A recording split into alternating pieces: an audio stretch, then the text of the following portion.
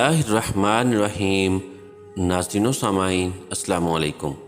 ایک نئی کہانی کے ساتھ آپ کی خدمت میں حاضر ہوں۔ بھونگا سالے گاؤں میں دو بھائی رہتے تھے۔ بڑے والے بھائی کا نام انصر اور چھوٹے کا نام اشرف تھا۔ دونوں ہی بھائی نہایت ہی ایماندار اور قابل عزت تھے۔ ان کے والدین فوت ہو گئے۔ والد پہلے فوت ہو گئے تھے اور اس کے قریب 10 سال بعد والدہ بھی فوت ہو گئی تھی، جس کی وجہ سے یہ دونوں بھائی تینوں ٹائم کا کھانا باہر سے ہی کھاتے تھے۔ یہ دونوں بھائی اپنے بابا کا دودھ بیچنے والا کاروبار سنبھالے ہوئے تھے۔ ان کے پاس تقریباً 40 گائے بھینسیں تھیں۔ ان دونوں بھائیوں میں بہت پیار تھا۔ دونوں بھائی محلے میں بھی سب سے اچھے تعلقات رکھتے تھے، لیکن ان کے کچھ رشتہ دار ایسے بھی تھے جو کہ ان دونوں بھائیوں کے لیے دل میں رنجش رکھتے تھے۔ ہر وقت وہ کسی نہ کسی طرح سے ان دونوں بھائیوں میں پھوٹ ڈالنے کے لیے کوشش کرتے رہتے۔ اس سلسلے میں وہ بہت سے کالے جادو اور طرح طرح کے ہتھ کنڈے اپناتے رہتے تھے۔ وقت اسی طرح آگے بڑھتا گیا۔ پھر ایک دن انصر نے اشرف سے کہا، بھائی آج کل بہت سے لوگ مجھے شادی کا مشورہ دے رہے ہیں۔ جہاں بھی جاتا ہوں لوگ بولتے ہیں کہ انصر بھائی اب شادی کر لو تاکہ باہر کے کھانے سے آپ کی جان چھوٹ جائے۔ تو میرے بھائی میں تم سے یہ پوچھنا چاہتا ہوں کہ اس بارے میں تم کیا کہتے ہو؟ اشرف نے کہا، بھائی میں تو بہت دیر پہلے کا یہ سوچ رہا تھا کہ آپ سے کہوں کہ اب آپ کو شادی کر لینی چاہیے تاکہ گھر کے کام کاج کو دیکھنے والی بھابھی آ جائے اور ہم باہر کے کاموں کو اچھے سے دیکھ سکیں۔ ویسے بھی بنا ہمارے والدین کے یہ گھر بہت ہی ویران لگتا ہے۔ اگر آپ شادی کر لیں گے تو اس گھر میں پھر سے رونق ہو جائے گی اور یہ گھر مکمل ہو جائے گا۔ انصر نے کہا، ہاں بھائی تم ٹھیک کہتے ہو، امی ابو کے بنا یہ گھر کاٹنے کو دوڑتا ہے اور ویسے بھی ہم لوگ روز باہر سے کھانا کھا کھا کر تنگ آ چکے ہیں۔ اشرف نے کہا، تو بھائی چلو پھر اب دیر کس بات کی ہے، ہم آج ہی پھپھو کے پاس چلتے ہیں تاکہ وہ آپ کے لیے کوئی اچھی سی لڑکی ڈھونڈ کر اس سے آپ کی شادی کرا دیں۔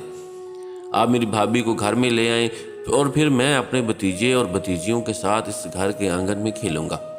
انصر نے مسکراتے ہوئے کہا، ارے میرے پیارے بھائی ابھی تو ہمیں پھپھو کے پاس جانا ہے، انہیں پہلے کوئی رشتہ تو ڈھونڈنے دو، پھر باقی خواب دیکھنا۔ اب چلو ہمیں شام سے پہلے واپس آنا ہے۔ اس کے بعد انصر اور اشرف پھپھو کے گھر چلے گئے اور جب وہ پھپھو کے گھر تھے تو اس دوران ان کے وہ رشتہ دار جو ان کا برا سوچتے تھے وہ ان کے گھر میں چپکے سے داخل ہو گئے۔ ان کے ساتھ ایک کالے علم والا بندہ بھی تھا جو کہ کچھ پڑھتا ہوا ان کے گھر میں داخل ہوا تھا اور کچھ دیر گھر میں گزارنے کے بعد وہ سب گھر سے چلے گئے۔ جب شام کو انصر اور اشرف پھپھو کے گھر سے واپس اپنے گھر آئے تو ان کے کمرے کی چیزیں ادھر ادھر پڑی ہوئی تھیں۔ یہ دیکھتے ہی انصر نے کہا، اشرف مجھے لگتا ہے کہ جیسے ہمارے یہاں سے جانے کے بعد گھر میں کوئی آیا تھا۔ اشرف نے حیرت سے انصر کی طرف دیکھتے ہوئے کہا، کیا بھائی یہ آپ کیا کہہ رہے ہو؟ بھلا یہاں کس نے آنا تھا؟ ہم تو تالا لگا کر گئے تھے۔ انصر نے کہا، ذرا غور سے دیکھو، ہماری چیزیں ادھر ادھر بکھری پڑی ہیں جبکہ ہم تو سب کچھ ٹھیک کر کے گئے تھے، اور یہ دیکھو میرے بستر سے چادر بھی غائب ہے جو کہ میں نے آج صبح ہی بچھائی تھی۔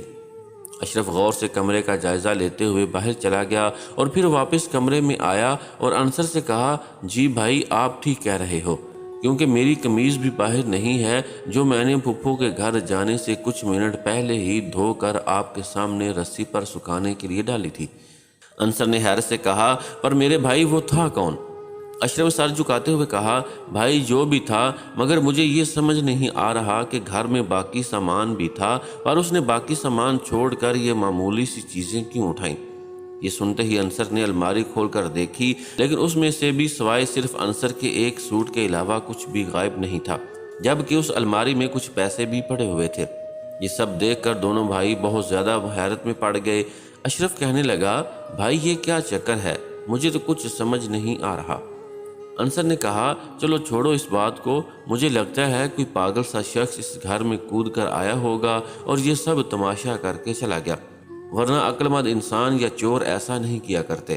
اشرف نے کہا، ٹھیک کہتے ہو بھائی، مجھے بھی یہ کسی پاگل کا کام لگ رہا ہے۔ چلو جو بھی ہے کوئی بات نہیں، شکر ہے ہمارا کوئی بڑا نقصان نہیں ہوا۔ انصر نے کہا، ہاں یہ تو ہے، چلو اب سونے کی تیاری کرتے ہیں ورنہ صبح جلدی آنکھ نہیں کھلتی۔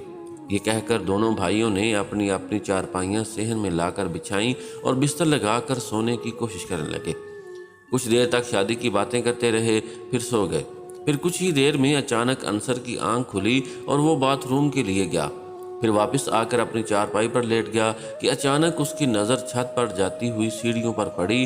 اس نے آنکھیں ملتے ہوئے اس طرف غور سے دیکھا تو اوپر چھت سے نیچے آتی پہلی سیڑھی پر کوئی کالی سی پرچھائی نظر آئی جو کہ سیڑھیوں کی دیوار پر بیٹھی ہوئی تھی۔ صحن میں صرف ایک ہی لائٹ جلی ہوئی تھی، اس وجہ سے انصر کو وہ چیز صحیح طرح سے نظر نہیں آ رہی تھی۔ سیڑھیاں چارپائی سے تھوڑی دور تھیں۔ انصر کچھ دیر تک اس پرچھائی کو دیکھتا رہا، پھر اس نے اشرف کی چارپائی کی طرف دیکھا تو اشرف خراٹے مارتا ہوا سو رہا تھا۔ اتنے میں انصر نے دوبارہ سیڑھیوں کی طرف دیکھا تو وہ پرچھائی آہستہ آہستہ سے سیڑھیوں کی دیوار سے ایسے نیچے کی طرف آئی جیسے اکثر بچے سلائیڈ کر کے نیچے آتے ہیں۔ انصر یہ دیکھ کر اچانک سے ڈر گیا اور اس کے رونگٹے کھڑے ہو گئے۔ انصر کو اچانک بہت سا پسینہ بھی آنے لگا۔ یہ دیکھتے ہی انصر آہستہ سے لیٹ گیا اور ایک چادر میں اپنا منہ چھپائے اسے دیکھتا رہا۔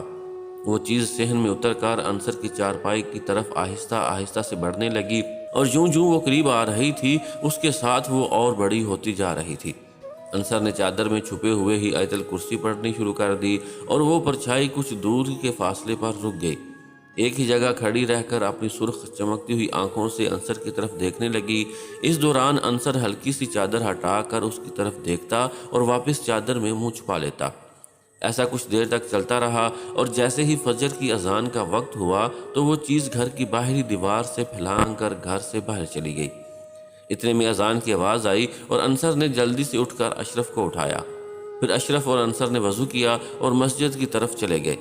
فجر کی نماز پڑھ کر وہاں سے سیدھا گائے بھینسوں کے باڑے میں چلے گئے اور اپنے کام میں مصروف ہو گئے۔ انہوں نے دودھ وغیرہ بیچنے کے بعد جانوروں کو چارہ ڈالا اور کچھ دیر بعد ناشتہ کرنے چلے گئے۔ ناشتے کے دوران انصر نے اشرف کو رات والے واقعے کے بارے میں بتایا تو اشرف حیران رہ گیا اور کہا، انصر بھائی آپ نے اس وقت مجھے کیوں نہیں جگایا؟ رات اتنا کچھ آپ کے ساتھ ہوتا رہا اور آپ مجھے اب بتا رہے ہو؟ انصر نے کہا، میرے بھائی میں تمہیں جگانے والا تھا لیکن اس چیز نے ایک عجیب سی آواز نکالی اور میں ڈر گیا تھا۔ اس وجہ سے میں چادر میں چھپے رہ کر اس کو دیکھتا رہا لیکن وہ بہت ہی زیادہ خوفناک تھی، اور سچ پوچھو تو اس کو دیکھنے کے بعد میری آواز بھی نہیں نکل رہی تھی۔ مجھے پتا تھا کہ گزشتہ رات میں نے کیسے کاٹی تھی۔ اشرف نے کہا، بھائی مجھے لگتا ہے کہ یہ جن ون کا معاملہ ہے اور ہمیں اس سلسلے میں کسی سے بات کرنے کی ضرورت ہے۔ انصر نے کہا، نہیں نہیں میرے بھائی، اگر ہم کسی سے بات کریں گے تو لوگ ہنسیں گے ہم پر اور کہیں گے کہ آج کے دور میں بھی ہم ایسی باتیں کر رہے ہیں، اور یہ بھی تو ہو سکتا ہے کہ وہ میرا وہم ہی ہو۔ اشرف نے کہا، بھائی آپ نے اس کو اتنی دیر تک دیکھا اور یہ وہم نہیں ہو سکتا۔ مجھے تو لگتا ہے کہ وہ ضرور کوئی چیز تھی جو رات بھر آپ کو ڈراتی رہی۔ انصر نے کہا، پتہ نہیں بھائی، جو بھی تھا چلو چھوڑو اسے، آرام سے ناشتہ کرو، ہم بھی کون سی باتیں لے کر بیٹھ گئے ہیں، جبکہ ایسا تو پہلے کبھی نہیں ہوا، مجھے تو یہ وہم ہی لگتا ہے۔ یہ کہتے ہوئے دونوں بھائیوں نے ناشتہ ختم کیا اور واپس باڑے میں چلے گئے اور اپنے کاموں میں مصروف ہو گئے۔ پھر دوپہر کو انصر نے کہا، اشرف میں ذرا ماموں کی طرف جا رہا ہوں، تم باڑا بند کر کے یہ بالٹی والا دودھ رشید صاحب کے گھر پکڑاتے ہوئے گھر چلے جانا۔ اشرف نے کہا، جی ٹھیک ہے بھائی، ویسے ماموں کی طرف خیر سے جا رہے ہیں؟ انصر نے کہا، ہاں ہاں سب خیر ہے، تم بھول گئے ہو، کل پھپھو نے کہا کہ ماموں کو بھی ساتھ لے کر آنا میری شادی کے سلسلے میں۔ اشرف بولا، جی جی بھائی مجھے یاد آیا، انہوں نے ماموں کو بھی ساتھ لے کر آنے کا کہا تھا۔ صحیح ہے بھائی، آپ جاؤ، پھر میں باقی سنبھال لوں گا۔ اس کے بعد انصر چلا گیا اور اشرف نے باقی کام نپٹائے اور دودھ کی بالٹی لے کر اپنے ایک گاہک رشید نامی شخص کے گھر کی طرف چلا گیا۔ دودھ کی بالٹی رشید صاحب کو دے دی اور کہا، انصر بھائی آج کسی کام سے گئے تھے، اس وجہ سے انہوں نے مجھے کہا یہ دودھ میں آپ تک پہنچا دوں۔ رشید صاحب نے کہا، اشرف بھائی آپ کا بہت بہت شکریہ اور انصر بھائی کا بھی بہت شکریہ، جب ان سے ملو تو میرا سلام کہنا۔ اور ہاں مجھے یاد آیا، گزشتہ روز جب میں آپ کے گھر کے پاس سے گزر رہا تھا تو میں نے کچھ لوگوں کو دیکھا تھا جو کہ آپ کے گھر کے پیچھے والی دیوار کو پھیلانگ کر آپ کے گھر میں داخل ہو رہے تھے۔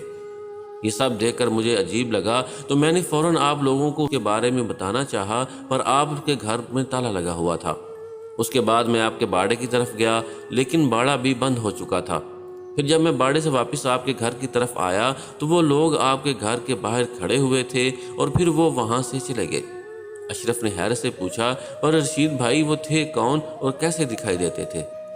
رشید نے کہا، میں انہیں ان کی شکلوں کو غور سے تو نہیں دیکھا تھا، پر ہاں ان میں سے ایک بہت ہی عجیب قسم کا بندہ تھا، جیسے کوئی فقیر یا ملنگ سا دکھائی دے رہا تھا۔ تبھی رشید نے کہا، اشرف بھائی کیا سوچ رہے ہو؟ کہیں وہ کچھ چوری وغیرہ تو نہیں کر کے لے گئے؟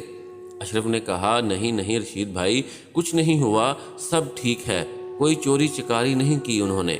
میں بس یہ سوچ رہا ہوں کہ آخر وہ تھے کون اور ان کا مقصد کیا تھا ہمارے گھر آنے کا۔ رشید نے کہا، ہاں بھائی، میں بھی یہی سوچ رہا ہوں کہ اگر انہوں نے چوری نہیں کی تو وہ آپ کے گھر لینے کیا گئے ہوں گے۔ اشرف نے کہا، چلے چھوڑے رشید بھائی، اللہ بھلا کرے ان کا، میں اب چلتا ہوں۔ یہ کہہ کر اشرف اپنے گھر کی طرف چلا گیا۔ اس نے گھر کا تالا کھولا اور گھر میں داخل ہوا تو اچانک اس کی نظر اندر والے کمرے میں پڑی۔ اس نے دیکھا کہ کوئی اس کی جو قمیض چوری ہو گئی تھی وہ پہن کر اندر والے کمرے میں ٹہل رہا تھا۔ یہ دیکھتے ہی اشرف نے پاس میں پڑا ہوا کپڑے دھونے والا ڈنڈا پکڑ لیا تاکہ اگر کوئی چور ہو تو اسے ڈنڈے سے پیٹ کر بھگا دوں گا۔ پھر اشرف نے ایک زوردار آواز میں کہا، کون ہے وہاں اور کمرے میں کیا کر رہے ہو؟ لیکن کمرے سے کوئی جواب نہیں آیا۔ اس کے بعد اشرف آوازیں لگاتا ہوا آہستہ آہستہ سے کمرے کی طرف بڑھنے لگا، لیکن کمرے سے کسی بھی قسم کی کوئی آواز نہیں آئی۔ جب اشرف چلتا ہوا کمرے میں پہنچا تو وہاں کوئی بھی نہیں تھا۔ یہ دیکھ کر اشرف حیران ہو گیا، کیونکہ اس نے اپنی آنکھوں سے اپنی قمیض پہنے ہوئے کسی شخص کو دیکھا تھا۔ اشرف ہر جگہ کی تلاشی لینے لگا، چارپائی کے نیچے دیکھا، دروازوں کے پیچھے دیکھا، پر کوئی نظر نہیں آیا۔ اشرف سوچ میں پڑ گیا کہ آخر وہ شخص تھا کون اور اچانک کہاں غائب ہو گیا۔ یہی سوچتے ہوئے وہ چارپائی پر لیٹ گیا اور انصر کا انتظار کرنے لگا۔ کافی دیر کے بعد دروازے پر دستک ہوئی۔ اشرف نے جا کر دروازہ کھولا تو دیکھا کہ انصر کے ساتھ ان کے ماموں بھی آئے ہیں۔ اشرف نے سلام کیا اور وہ سب اندر آ کر بیٹھ گئے۔ اشرف نے ماموں کو کھانے وغیرہ کا پوچھا تو انہوں نے کہا، نہیں بیٹا، ہم لوگ کھانا کھا کر آئے ہیں، اب تو ہم اس گھر میں مٹھائی کھائیں گے جب انصر کی شادی ہوگی۔ انصر نے مسکراتے ہوئے ایک کھانے کا برتن اشرف کو دیتے ہوئے کہا، بھائی یہ لو، پھپھو نے تمہارے لیے بریانی بھیجی ہے، یہ کھا لو۔ اشرف نے کھانا کھایا۔ اس کے بعد سب صحن میں بیٹھ کر باتیں کرنے لگے۔ ماموں نے اشرف سے کہا، بیٹا تیاری کر لو، جلد ہی اس گھر میں تمہاری بھابھی آنے والی ہے۔ ہم لوگ جب لڑکی دیکھنے کے لیے لڑکی والوں کے گھر گئے تھے تو وہ لوگ ہمیں اچھے لگے، جو نہایت ہی شریف، عزت دار اور اچھے اخلاق والے لوگ تھے۔ ماشاءاللہ ان کی لڑکی بھی بہت پیاری تھی، بس اسی وجہ سے ہم نے انصر کے لیے اس لڑکی کو پسند کرنے میں دیر نہیں کی۔ اپنی طرف سے انصر کے لیے ان کی لڑکی کا ہاتھ مانگ کر آ گئے ہیں۔ اب وہ 1-2 دن میں یہاں آئیں گے اور اس کے بعد شادی کی تاریخ کا بتا جائیں گے، باقی سب طے ہو چکا ہے۔ اشرف یہ سن کر بہت خوش ہوا اور انصر کو مبارکباد دیتے ہوئے اسے گلے لگا لیا۔ اس دوران انصر کی آنکھوں میں آنسو آ گئے۔ ماموں نے کہا، بیٹا کیا ہوا؟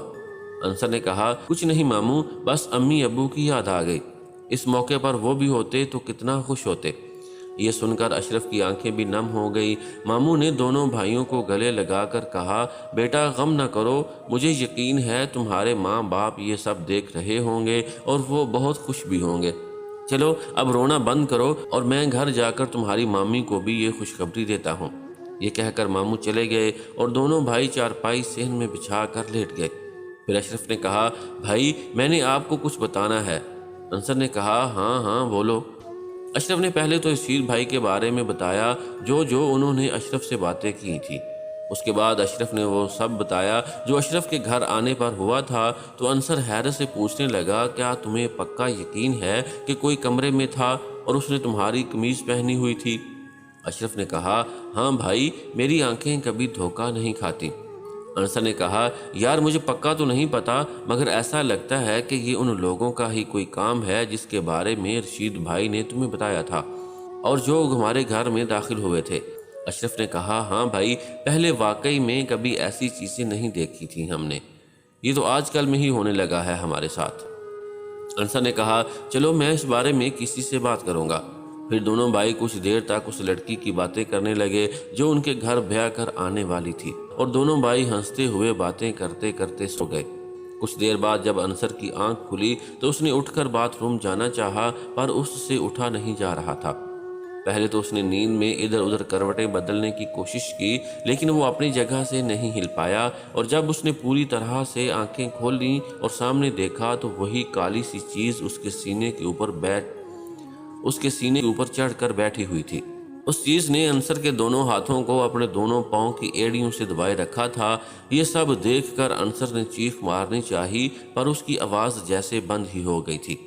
وہ چیز اس کے سینے پر بیٹھی خوفناک طریقے سے ہنس رہی تھی۔ انصر اسے دیکھ کر اتنا ڈر گیا کہ انصر نے چارپائی پر لیٹے لیٹے ہی پیشاب کر دیا۔ پھر اچانک اس چیز نے بھیانک سی آواز نکالی اور غائب ہو گئی۔ انصر کی بھی چیخ نکل گئی، جس کی وجہ سے اشرف جلدی سے گھبرا کر اٹھ گیا اور اپنی چارپائی سے اٹھ کر انصر کے پاس آ گیا اور بولا، کیا ہوا بھائی؟ آپ نے اچانک چیخ کیوں ماری؟ انصر نے فوراً خود کو دیکھا تو اسے محسوس ہوا کہ اس کے کپڑے پوری طرح سے ناپاک ہو چکے تھے اور بستر بھی گیلا ہو چکا تھا۔ انصر نے افسوسناک انداز میں تیز تیز سانسیں لیتے ہوئے کہا، اشرف، جو ڈراؤنی سی چیز میں نے کل دیکھی تھی وہ آج بھی پھر آئی تھی اور میرے سینے پر چڑھ کر بیٹھی ہوئی تھی۔ اس نے میرے ہاتھ اپنے پاؤں تلے دبا رکھے تھے۔ اس کے بعد نہ تو میں ہل پا رہا تھا اور نہ ہی میری آواز نکل رہی تھی۔ میں نے اس کا بھیانک چہرہ دیکھا تو میرا پیشاب نکل گیا۔ اب میں پوری طرح سے ناپاک ہوں اور میرا بستر بھی پوری طرح سے خراب ہو چکا ہے، جس کی وجہ سے مجھے خود سے گھن آ رہی ہے۔ اشرف نے کہا، بھائی چلو کوئی بات نہیں، آپ جا کر نہا لیں اور کپڑے تبدیل کر لیں، تب تک میں آپ کا بستر بدل دیتا ہوں۔ انصر نے کہا، شکریہ میرے بھائی۔ یہ کہہ کر انصر نہانے چلا گیا اور اشرف بستر کو تبدیل کرنے لگا۔ اس کے گیلے بستر کو اٹھا کر دھونے والے کپڑوں کے ساتھ رکھ دیا اور کمرے سے دوسرا بستر لے کر آ رہا تھا کہ اچانک اس کی نظر انصر کی چارپائی پر پڑی تو اس نے دیکھا کہ کوئی کالی سی پرچھائی انصر کی چارپائی پر بیٹھی ہوئی تھی۔ وہ اپنے سر کو عجیب طریقے سے چاروں طرف گھما رہی تھی۔ اشرف بستر ہاتھ میں پکڑے اسی جگہ کھڑا ہو گیا۔ اتنے میں اس چیز نے اپنا سر ہلانا بند کر دیا اور چارپائی سے اٹھ کر کھڑی ہو گئی۔ اس کا قد اچانک سے بہت بڑا ہو گیا اور وہ سیدھے اشرف کی طرف اپنی لال رنگ کی روشن آنکھوں سے گھورنے لگی۔ ایسا لگ رہا تھا کہ اس کی آنکھوں میں سرخ رنگ کی آگ جل رہی ہو۔ اشرف ڈر کے مارے پیچھے ہٹنے لگا اور وہ کالی سی پرچھائی اشرف کی طرف بنا پاؤں چلائے بڑھنے لگی۔ اس کو اپنی طرف آتا دیکھ کر اشرف پر پوری طرح خوف طاری ہو گیا۔ اس کے ہوش و حواس کھونے لگے اور پورے جسم کے رونگٹے کھڑے ہو گئے۔ اشرف نے ڈرتے ہوئے ہی آیت الکرسی پڑھنی شروع کر دی اور آہستہ آہستہ سے اس کی طرف منہ رکھ کر پیچھے کی طرف بڑھنے لگا۔ اتنے میں وہ چیز اچانک غائب ہو گئی۔ اشرف نے اپنا چہرہ اسی طرف رکھا ہوا تھا جہاں وہ نظر آ رہی تھی۔ پھر اچانک اشرف کو ایسا لگا کہ جیسے اس کے پیچھے کوئی کھڑا ہوا ہے۔ جب اس نے اپنی کانپتی ہوئی گردن گھما کر پیچھے دیکھا تو وہی منحوس چیز اس کے پیچھے کھڑی تھی اور اشرف کی طرف آنکھیں پھاڑے گھور رہی تھی۔ اشرف پوری طرح سے ڈر گیا اور اچانک اسے ٹھنڈ لگنے لگی۔ اس دوران اشرف اس کو دیکھ کر ایک ہی جگہ ساکت ہو گیا اور آنکھیں بند کر کے آیت الکرسی پڑھنے لگا۔ پھر وہ چیز بہت ہی خوفناک طریقے سے ہنسنے لگی۔ اشرف نے آنکھیں کھولی، آیت الکرسی پڑھتے ہوئے آگے کی طرف بھاگا۔ اتنے میں پیچھے سے انصر کی آواز سنائی دی۔ وہ اشرف کو کہہ رہا تھا، کیا ہوا بھائی، تم بھاگ کیوں رہے ہو؟ اشرف نے فوراً پیچھے مڑ کر دیکھا تو انصر تولیہ ہاتھ میں پکڑے اس کی طرف دیکھ رہا تھا۔ اشرف نے ایک گہری سانس لی اور بولا، بھائی شکر ہے تم ہو، ورنہ میں تو آج ڈر سے مر ہی جاتا۔ انصر نے اس کی بات کا کوئی جواب نہیں دیا، بس خاموشی سے اس کی طرف دیکھتا رہا۔ اشرف نے اس کے پاس جا کر کہا، بھائی میں نے بھی اس ڈراؤنی چیز کو آج دیکھا ہے۔ جہاں آپ کھڑے ہوئے ہیں وہ بھی یہیں پر کھڑی تھی، اس لیے میں بھاگ رہا تھا۔ لیکن انصر نے پھر سے اس کی بات کا کوئی جواب نہیں دیا اور اشرف کی طرف آنکھیں پھاڑے گھورنے لگا۔ اشرف نے حیرت بھری نظروں سے انصر کی طرف دیکھتے ہوئے کہا، بھائی کیا ہوا، تم چپ کیوں ہو اور مجھے ایسے کیوں دیکھ رہے ہو؟ یہ کہتے ہوئے جیسے ہی اشرف نے ذرا آگے بڑھ کر انصر کو ہاتھ لگانے کی کوشش کی تو انصر نے اس کو ایک زوردار دھکا دیا جس سے اشرف کافی دور جا کر گرا۔ اسی وقت انصر زور زور سے ہنسنے لگا اور اس کی آنکھیں بلی کی طرح چمکنے لگیں، پھر اچانک غائب ہو گیا۔ اشرف زمین پر لیٹے ہوئے ہی اس کی طرف دیکھ رہا تھا، اپنے سر کو اپنے ہاتھ سے ملتا رہا کہ اتنے میں اشرف کو کسی نے جلدی سے ہاتھوں کا سہارا دے کر زمین سے اٹھا کر کھڑا کیا۔ اس کے کپڑوں کو جھاڑتے ہوئے بولا، کیا ہوا میرے بھائی، تم ٹھیک تو ہو؟ یہ ایسے زمین پر کیوں لیٹے ہوئے ہو؟ اشرف نے جلدی سے اس کی طرف دیکھا تو وہ انصر تھا اور اسے دیکھتے ہی اشرف اچانک اس سے دور ہو کر کھڑا ہو گیا۔ حیرت سے اس کی طرف دیکھتے ہوئے بولا، دور رہو مجھ سے، مجھے پتہ ہے تم کون ہو۔ انصر نے اس کی طرف بڑھتے ہوئے حیرت سے کہا، یہ تم کیسی باتیں کر رہے ہو میرے بھائی، اور تم مجھ سے ڈر کیوں رہے ہو؟ اشرف نے اپنے قدم آہستہ آہستہ سے پیچھے ہٹاتے ہوئے کہا، دیکھو تم جو بھی ہو میرے قریب نہیں آؤ، وہیں پر رک جاؤ، مجھے پتہ ہے تم میرے بھائی نہیں ہو۔ انصر نے پھر سے کہا، یار کیا ہو گیا ہے تمہیں؟ تم تو ایسے ڈر رہے ہو جیسے میں کوئی جن ہوں اور تمہیں نقصان پہنچانے کی کوشش کر رہا ہوں۔ ارے اشرف، میں انصر ہوں، تیرا بڑا بھائی، غور سے دیکھ میری طرف۔ اشرف نے کہا، اگر میرے بھائی ہو تو اسی جگہ رک جاؤ، میرے قریب نہیں آنا۔ انصر نے حیرت بھری نظروں سے اشرف کی طرف دیکھا اور بولا، اچھا ٹھیک ہے میرے بھائی، دیکھ میں ادھر ہی کھڑا ہوں، بلکہ یہ دیکھ میں اور پیچھے جا رہا ہوں، تو ڈر مت۔ یہ کہہ کر انصر چارپائی پر بیٹھ گیا اور بولا، اب تو بتا دے میرے بھائی، کیا ہوا ہے تجھے؟ تو ایسے کیوں کر رہا ہے؟ اشرف نے کہا، صحیح طرح بتا دو تم کون ہو۔ انصر نے ہنستے ہوئے کہا، پھر سے وہی بات، کیا تو مجھے نہیں جانتا؟ میں بھائی ہوں تیرا، انصر۔ اشرف نے کہا، اچھا تو پھر کلمہ پڑھ کر سناؤ۔ انصر بولا، اب یہ کیا بچوں والی باتیں کر رہے ہو؟ تجھے کیا لگتا ہے میں مسلمان نہیں ہوں؟ اشرف نے کہا، تم بحث مت کرو اور جلدی سے کلمہ سناؤ۔ انصر نے کہا، اچھا ٹھیک ہے۔ پھر انصر نے کلمہ طیبہ پڑھ کر سنایا، پھر کہا، اور کچھ میرے بھائی؟ انصر کے منہ سے کلمہ سنتے ہی اشرف آرام آرام سے انصر کی طرف بڑھنے لگا اور بولا، بھائی تم واقعی تم ہو نا؟ انصر نے کہا، ہاں ہاں میرے پیارے بھائی، میں ہی ہوں۔ اس کے بعد اشرف نے کہا، السلام علیکم بھائی، اور اپنا ہاتھ انصر کی طرف بڑھایا۔ انصر نے اس کا ہاتھ پکڑتے ہوئے کہا، وعلیکم السلام میرے بھائی۔ یہ دیکھتے ہی اشرف نے انصر کو گلے لگا لیا اور رونے لگا۔ انصر نے حیرت سے اشرف کی طرف دیکھتے ہوئے کہا، اشرف تم رو کیوں رہے ہو؟ دیکھو میں تمہارے سامنے کھڑا ہوں، تمہارا بھائی، بتاؤ مجھے کیا ہوا؟ اشرف نے آنکھوں سے آنسو سب پوچھتے ہوئے کہا، بھائی مجھے لگا تھا کہ تمہارے اوپر اس شیطانی چیز نے اپنا سایہ کر دیا ہے اور تم بھی اب اس کی طرح ہو گئے ہو۔ انصر نے کہا، بھائی میں ایسا کیوں کروں گا؟ وہ تو میں نہا کر باہر آیا تو دیکھا تم زمین پر پڑے تھے، میں نے جلدی سے تمہیں اٹھایا اور تم مجھ سے ڈر ہی گئے۔ اشرف نے کہا، بھائی وہ شیطانی چیز بالکل آپ کی شکل میں آ گئی تھی اور اسی نے مجھے دھکا مارا تھا، اس وجہ سے میں زمین پر گر گیا تھا۔ یہ سب سنتے ہی انصر حیرت سے ادھر ادھر دیکھنے لگا اور بولا، اوہ اچھا، تبھی میں سوچ رہا تھا کہ میں نے تو تمہیں کچھ کہا بھی نہیں، پھر بھی تم مجھ سے اتنا کیوں ڈر رہے ہو؟ میرے بھائی اس کا مطلب ہے کہ اب وہ کسی بھی شکل میں سامنے آ سکتی ہے، اور یہ بات تو اور بھی زیادہ خطرناک ہے۔ اشرف نے کہا، جی بھائی وہ چیز بہت ہی بھیانک ہے، ہمیں اس کا کوئی نہ کوئی حل تلاش کرنا ہوگا، ورنہ یہ ہمیں بہت تنگ کرے گی۔ انصر نے کہا، تم صحیح کہہ رہے ہو میرے بھائی، ہم صبح ہی کسی سے بات کرتے ہیں، اب چلو سو جائیں، ورنہ نماز کے وقت آنکھ نہیں کھلے گی۔ اس کے بعد دونوں بھائی سو گئے۔ اگلے دن دونوں بھائی باڑے میں گئے اور دودھ وغیرہ کے کام سے فارغ ہو کر ناشتہ کرنے چلے گئے۔ پھر وہاں ہوٹل پر ان کی ملاقات رشید بھائی سے ہوئی، جو کہ شاید ناشتہ وغیرہ لینے آئے تھے۔ انصر اور اشرف نے ان سے سلام دعا کی اور رشید بھائی کو اپنے ساتھ ناشتہ کرنے کے لیے کہا۔ رشید بھائی نے کہا، ارے انصر بھائی آپ کا بہت بہت شکریہ، میں آپ کے ساتھ ناشتہ ضرور کروں گا، لیکن آپ کو میرے ساتھ میرے گھر چلنا ہوگا اور ہم سب ادھر ہی ایک ساتھ ناشتہ کریں گے، اگر آپ کو برا نہ لگے تو۔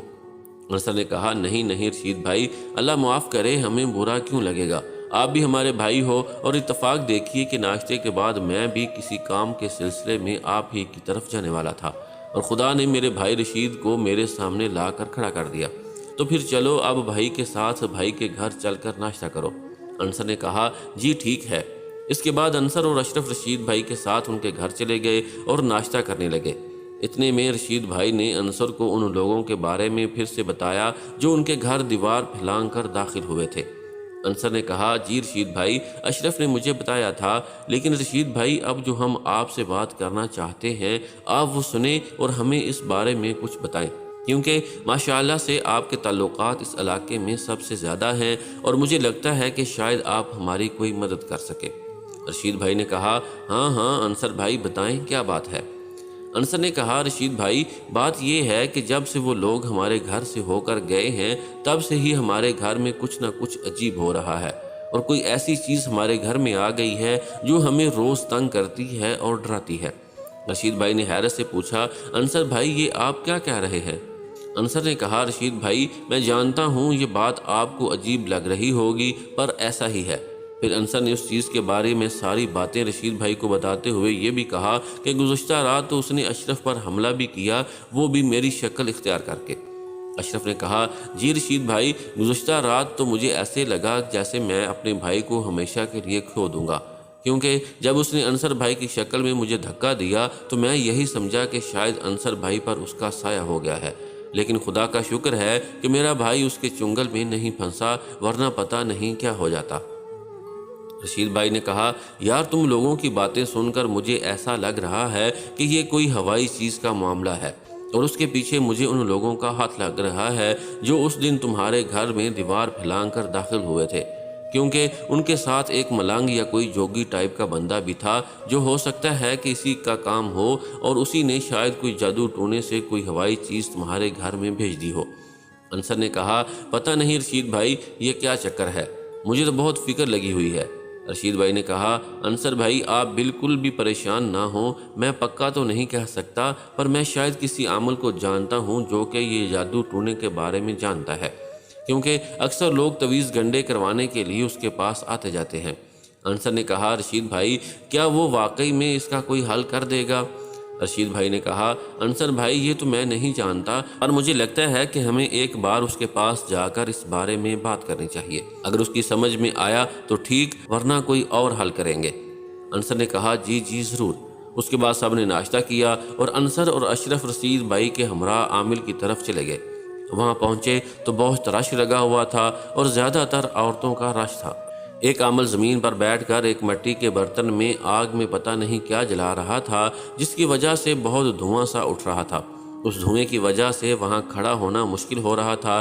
اس وجہ سے رشید بھائی، انصر اور اشرف واپس باہر کی طرف جانے لگے، تبھی پیچھے سے عامل بابا نے آواز دی رکو، اور انصر کی طرف انگلی کر کے بولے تو بہت پریشان ہے اور مزید ہو جائے گا، کیونکہ وہ تیرے گھر میں پناہ لے چکی ہے، اب اسے خون چاہیے۔ میں تیرا حل تلاش کر سکتا ہوں لیکن تیرا حل بہت ہی زیادہ مشکل ہے۔ جب عامل کی یہ بات انصر نے سنی تو حیران و پریشان رہ گیا اور سوچنے لگا کہ ابھی تو اس عامل سے ہم نے اپنا تعارف بھی نہیں کروایا، پھر اس کو کیسے پتہ چل گیا کہ ہمیں کوئی پریشانی ہے؟ یہ اس چیز کے بارے میں کیسے جانتا ہے؟ رشید بھائی اور اشرف بھی عامل کی باتیں سن کر ہکا بکا رہ گئے۔ رشید بھائی نے انصر سے کہا دیکھا انصر بھائی یہ عامل کیا کہہ رہا ہے؟ انصر نے کہا اس نے تو مجھے ہلا کر رکھ دیا ہے، یہ ہے کیا چیز جو اس کو میرے بارے میں سب پتہ ہے؟ اتنے میں عامل نے کہا کچھ دیر رک جاؤ، میں تم سے بات کرتا ہوں۔ انصر نے کہا ٹھیک ہے عامل صاحب، ہم جا نہیں رہے تھے، ہم تو صرف آپ کے حجرے کے باہر کھڑے ہونے جا رہے تھے، ادھر کافی رش جو لگا تھا اس لیے۔ عامل نے کہا ٹھیک ہے، جب آواز دوں تو اندر آ جانا۔ انصر نے ہاں میں سارے ہلایا، پھر سب باہر آ گئے اور عامل کی آواز کا انتظار کرنے لگے۔ کافی دیر انتظار کرنے کے بعد عامل خود باہر آ گیا اور انصر کو مخاطب کرتے ہوئے کہا چل اپنے گھر لے چل مجھے۔ یہ سنتے ہی انصر لوگ عامل کو لے کر اپنے گھر آئے۔ عامل نے ہر جگہ کو غور سے دیکھا، پھر عامل نے سیڑھیوں کی طرف اشارہ کرتے ہوئے کہا وہ اس وقت وہاں ہے، ان سیڑھیوں کے نیچے، جبکہ انصر، اشرف اور رشید کو وہاں کوئی دکھائی نہیں دے رہا تھا، لیکن عامل ایسے کہہ رہا تھا جیسے کہ وہ آسانی سے اس شیطانی چیز کو دیکھ رہا ہو۔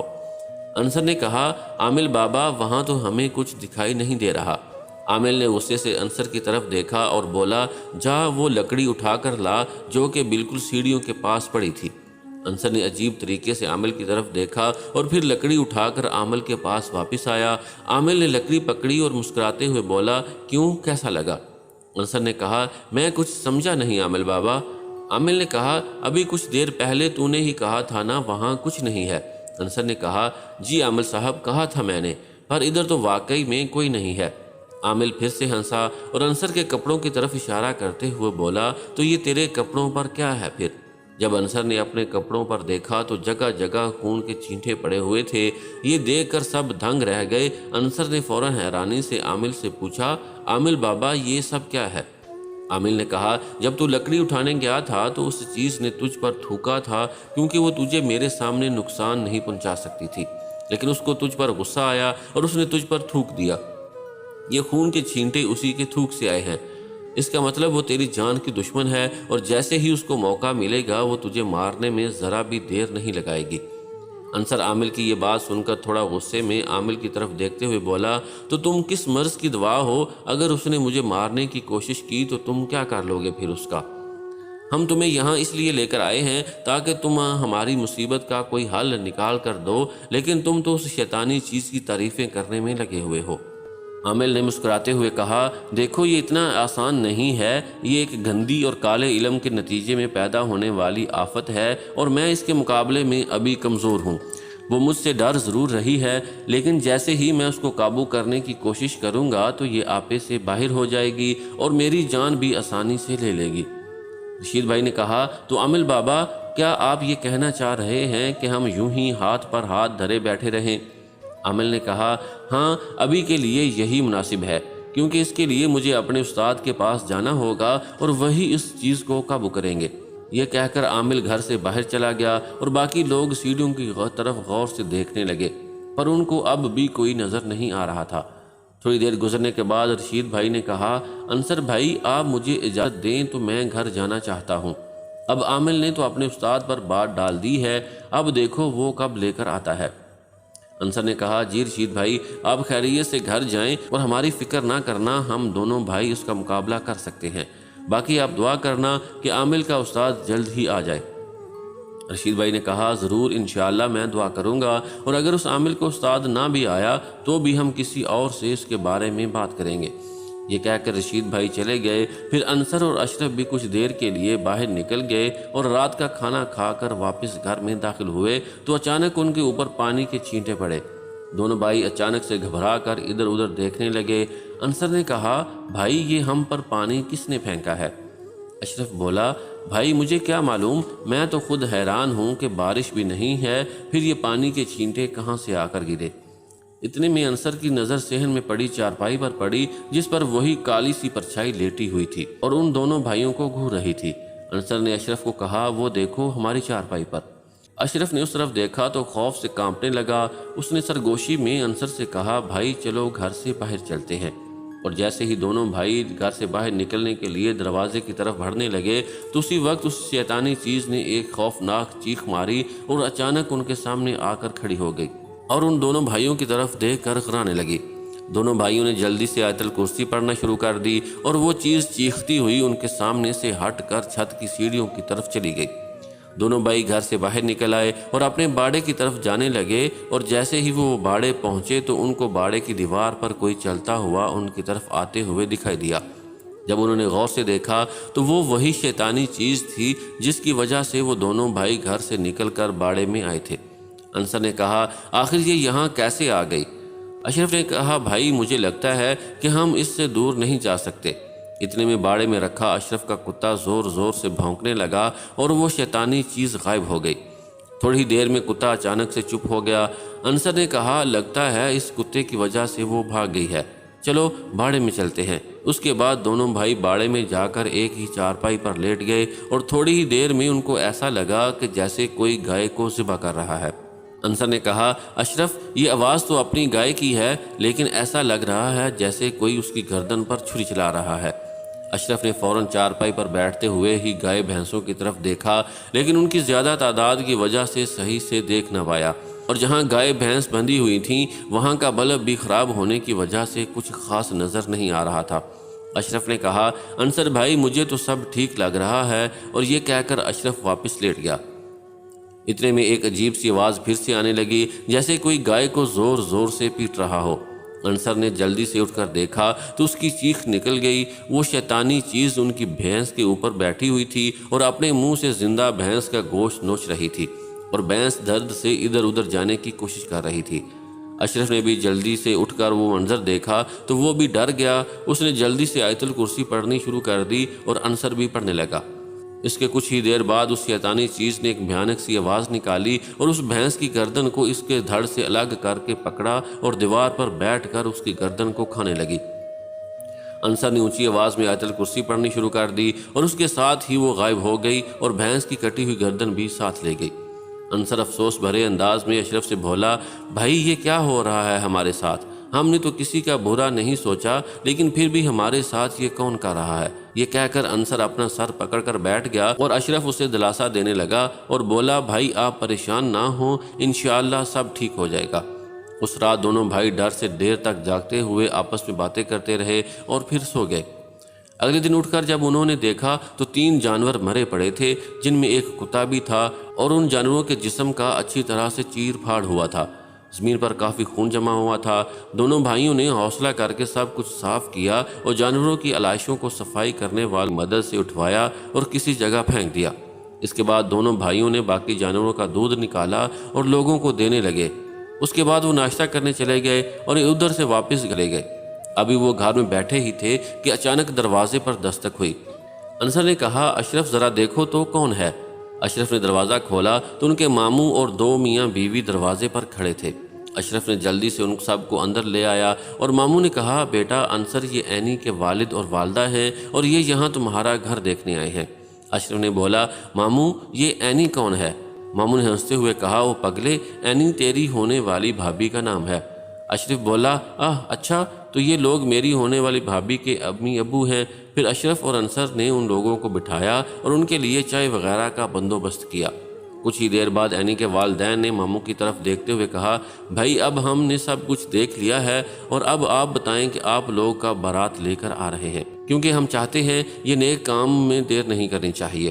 ماموں نے کہا، ہمارا بھی یہی خیال ہے کہ جلد از جلد بارات لے کر آپ کے گھر پہنچیں۔ اتنے میں اشرف جلدی سے بولا، ماموں ہم کل بارات لے کر جا سکتے ہیں کیا؟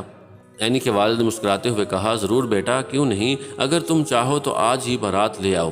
اب تم دونوں بھائی ہمارے بیٹے ہو اور عینی اس گھر کی عزت بنے گی۔ ماموں نے عینی کے والد سے کہا، تو بھائی صاحب پرسوں جمعہ کا دن ہے، تو اگر آپ چاہیں تو ہم جمعہ کے دن انصر اور عینی کا نکاح کروا دیتے ہیں۔